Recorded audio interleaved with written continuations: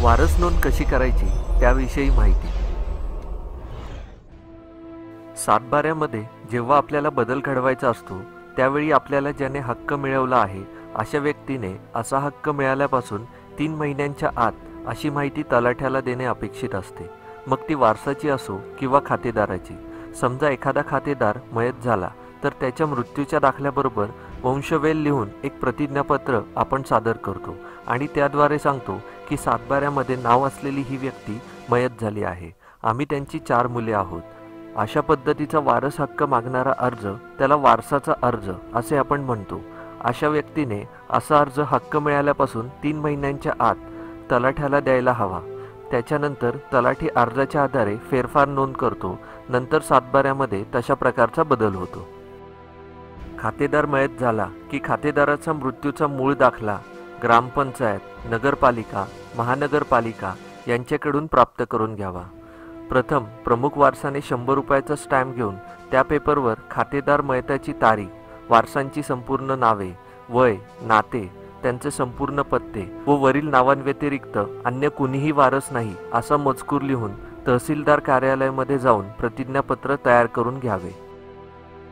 खातेदाराचा मूळ मृत्यूचा दाखला, 100 रुपयांचे स्टॅम्प पेपरवरील प्रतिज्ञापत्र व वारस नोंद करण्यासाठी केलेला अर्ज हे सर्व कागदपत्रे तलाठी कार्यालयामधील गाव कामगार तलाठी यांच्याकडे सादर करावे व त्याची पोहोच मागून घ्यावी।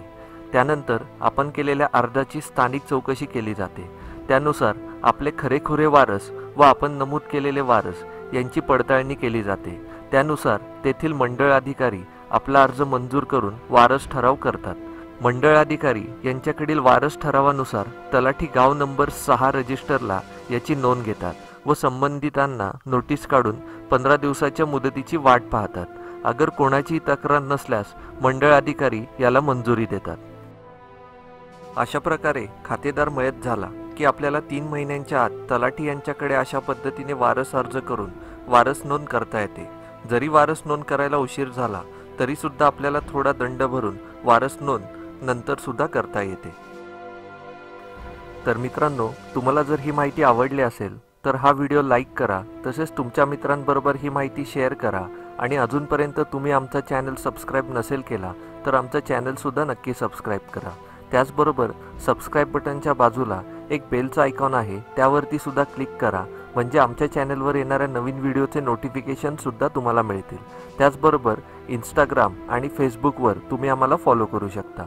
धन्यवाद मित्रांनो।